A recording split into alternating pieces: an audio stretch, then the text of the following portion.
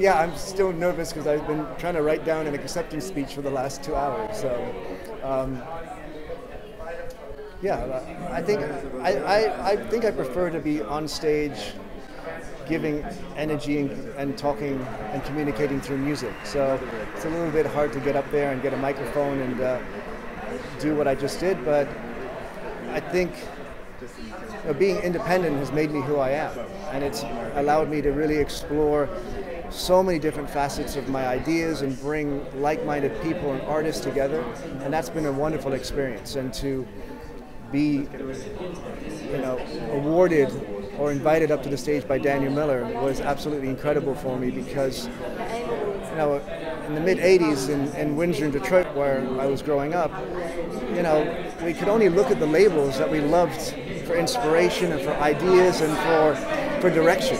And Daniel and his Mute records and Erasure and Nitzareb and all the things he was promoting and everything he stood for really gave us the power to start our own label and follow our dreams. And without that, it would have never happened for me. So to come back here 25 years later was a beautiful moment. For better or worse, or right and wrong, I'm not really a musician. The bleeding point or border between what inspires me on technology or music is really hard to kind of separate. So I always just felt as inspired reading a technology book or programming or talking to people about Ethernet protocol as I did with sitting in my studio playing music. Really it was a computer that inspired me more than anything. The computer, technology, making music, and I've just kind of followed that momentum of advancements in technology and always found something new to inspire me and push me forward. Perhaps the short answer to the question is I have a short attention span, and technology and the advancement of technology and that how it ties to music has always kept a hold of me and kind of nearly pulled me forward with it.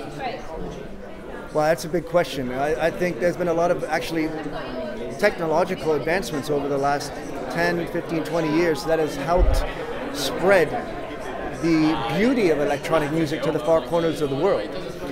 Digital performance technology like Final Scratch, Beatport, download, allowing the kid in Alaska or Timbuktu to have the same capacity to hear new music than someone in London and going down to a cool record store. So that technological advancements has really just opened up the doorway for the full appreciation of electronic music. I think there was always that appreciation, just people didn't have the connection to listen to it.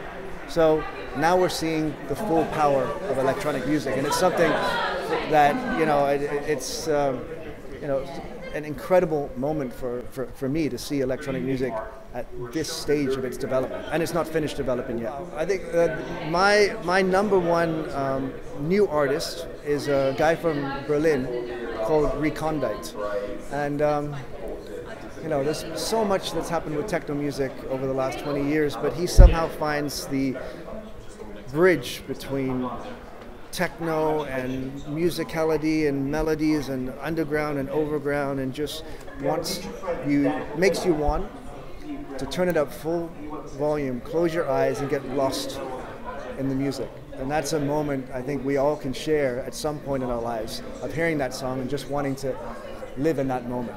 And he does it perfectly. That's funny, I was talking to a friend of mine about a new project for next year, and I was getting really excited, and he was like, one step at a time. There's a lot of big projects, but we're going to need some time to really fully develop them. I would love to be more involved with the technology side I want to see, with this explosion of EDM and electronic music, I want to find a way with the equipment and the software to bring as much creativity back into the idea of what a DJ is as possible. So that's a bit my mission. I think DJing has long ago gone beyond just segueing between one record or even putting two records on top of each other to make the third record. I want to think about the sixth record or the eighth record and live in a moment that can only perhaps happen once in a lifetime.